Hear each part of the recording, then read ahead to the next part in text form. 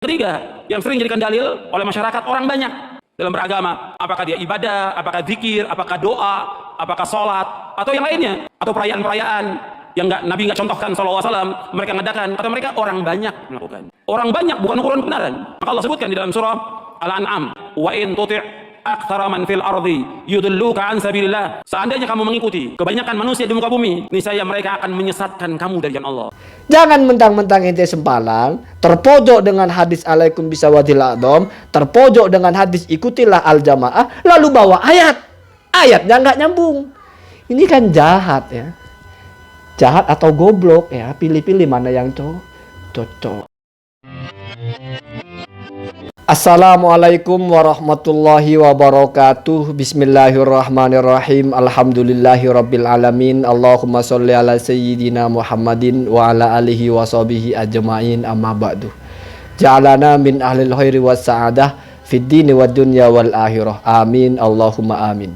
Saya doakan kita semua mendapatkan kebahagiaan di dunia, keberuntungan pula di akhirat nanti. Amin Allahumma amin. Sudah kita saksikan bagaimana tadi itu seorang ustadz dari kelompok sebelah menafsirkan Al-Quran yang tidak sama, bahkan menyelisihi semua ulama mufassir. Ustadz tadi itu membacakan ayat di mana yang dimaksud dalam ayat itu adalah antara orang-orang beriman yang minoritas dengan orang-orang tidak beriman yang merupakan mayoritas. Jadi wa in tuti aktsaroman fil ardi, apabila kamu wahai Muhammad sallallahu alaihi wasallam mengikuti kebanyakan orang di muka bumi, artinya aktsaroman fil ardi di sini maksudnya adalah Anda baca di tafsir manapun itu orang-orang yang tidak beriman atau ahlul akidah al-fasidah, orang-orang yang akidahnya rusak. Ini tidak bicara tentang perbedaan antara orang Islam, tetapi ini perbedaan antara orang Islam dengan non-muslim.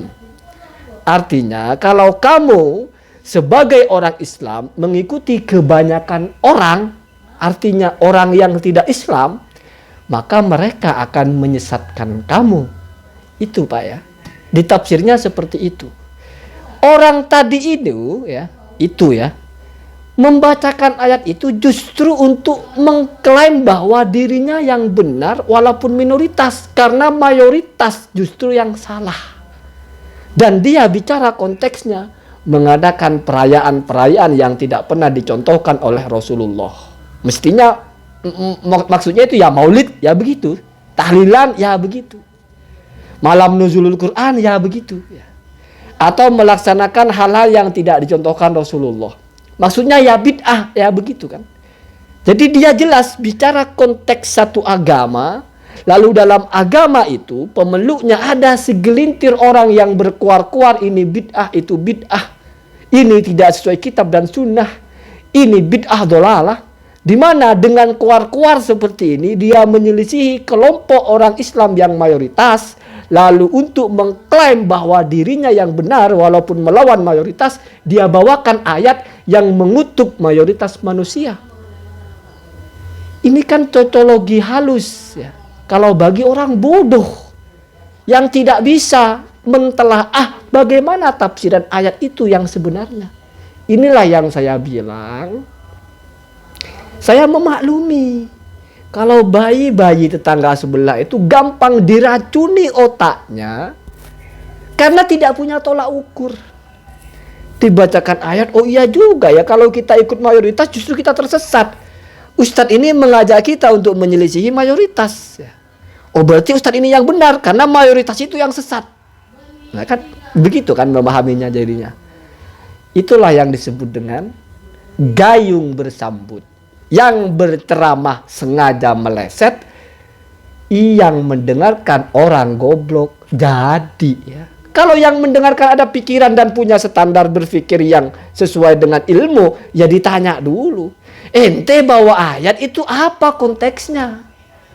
tafsir mana yang mengatakan bahwa ayat itu relevan antara al-firqah bainal muslimin? Di mana? Itu kan antara firqatun nas fil akidah, perbedaan manusia dalam akidah. Memang mayoritas manusia itu akidahnya salah, artinya tidak beriman. Bukan akidahnya salah menurut ente Asy'ariyah, itu bukan, itu pun masih nggak masuk ke dalam konteks ayat itu. Kenapa? Karena kalau dihitung ya, jumlah orang Islam itu dari zaman dulu sampai zaman sekarang memang selalu lebih sedikit daripada non-muslim.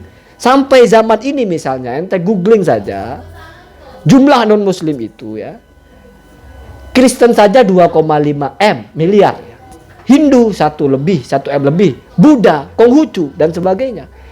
Umat Islam seluruh dunia itu hanya 1,8 miliar. Artinya, ya, ini tentu hitungan yang tidak fix ya, mesti ada lebih, ada kurangnya. Kalau dikalkulasi keseluruhan, umat Islam dibanding non-muslim, di mana non-muslim itu dianut oleh berbagai agama, maka jelas ini minoritas. Itu Pak. Itu ayat itu bicara itu.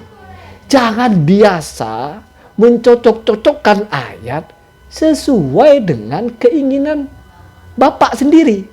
Tunjukkan tafsir mana yang mengatakan itu ayat untuk orang Islam, untuk orang sesama Islam. Jangan mengikuti mayoritas umat Islam, karena mayoritas umat Islam itu hanya akan menyesatkan kamu. Kan begitu jadinya kalau dipahami seperti orang tadi maksudnya. Udah nyata-nyata ini bicara tentang ikhtilaf antara umat Islam. Kok pakai ayat yang mayoritas itu mesti salah? Karena ayatnya o entuti aktsaru man fil ardi. Padahal dia tahu bahwa kalau Al-Quran bicara aksaro itu, mesti konteksnya orang tidak beriman. Walakinna aktsarun nasi la yu'minun. Ya. Ada juga bahkan wa ma aktsaruhum walau harasta bimu'minin. Wa ma aktsarun nasi walau harasta bimu'minin. Ya.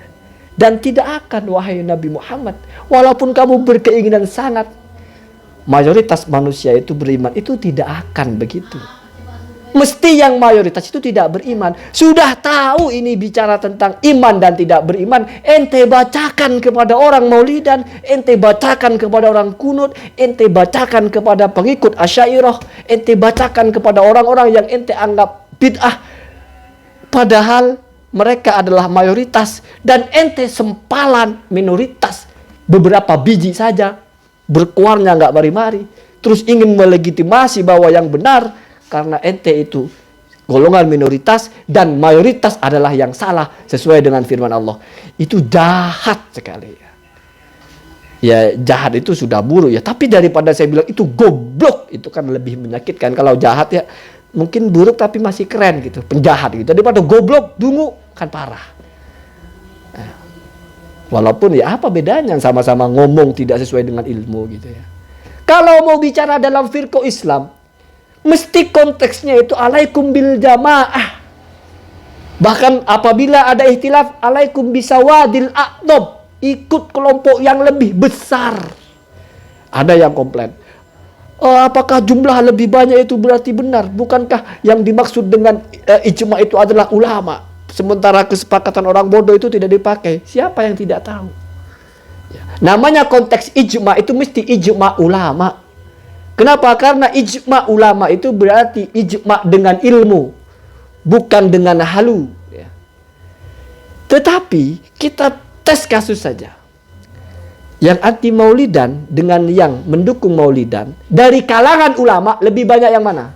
Berapa biji sih yang keluar-keluar maulidan itu bid'ah, dolalah, sesat? Berapa ekor? Bandingkan. Telusuri dari ulama-ulamanya. Ya.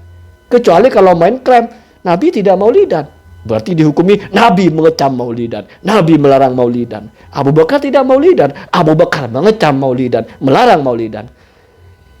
Itu jangan kita ikuti memperhitungkan jumlahnya dulu. Kita pertanyakan dulu otaknya. Waras enggak apa yang tidak Nabi kerjakan lalu berarti Nabi mengecamnya?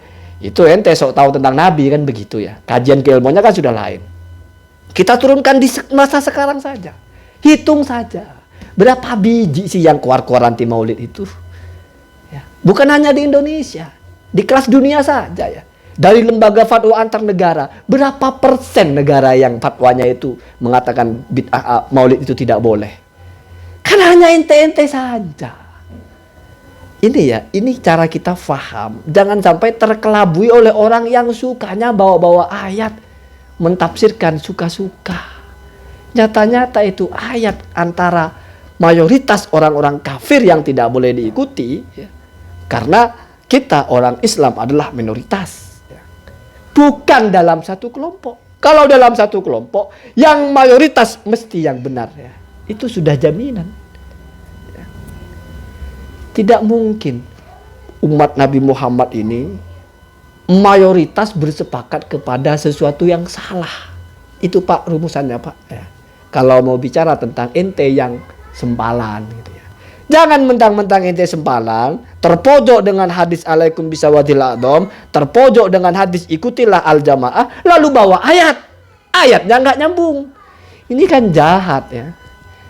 Jahat atau goblok ya. Pilih-pilih mana yang cocok. Semoga ada manfaatnya. Dan satu lagi saran saya, kalau ente kekeh dengan akidah, bukan akidah, dengan pemahaman seperti itu, stop, jangan berdakwah. Stop, jangan keluar-keluar. Karena kalau ente keluar-keluar berarti ingin mengajak banyak orang. Padahal ente tahu, nanti kalau ente yang menjadi mayoritas, semua orang sudah menolak maulid, semua orang sudah jadi pengikut ente, sehingga yang tersisa sedikit hanyalah yang masih maulid dan tinggal sedikit, yang tahlilan tinggal sedikit. Artinya orang-orang yang tidak mengikuti ente itu tinggal sedikit, tapi sudah mayoritas mengikuti ente nanti yang menjadi sesat. Kenapa? Karena ente yang mayoritas. Jadi lucu ya, kesannya kayak dakwah ilmiah. Tapi kalau ditelaah pakai ilmu malah lelucon. Semoga kita tidak teracuni oleh lelucon yang tidak sehat. Assalamualaikum warahmatullahi wabarakatuh.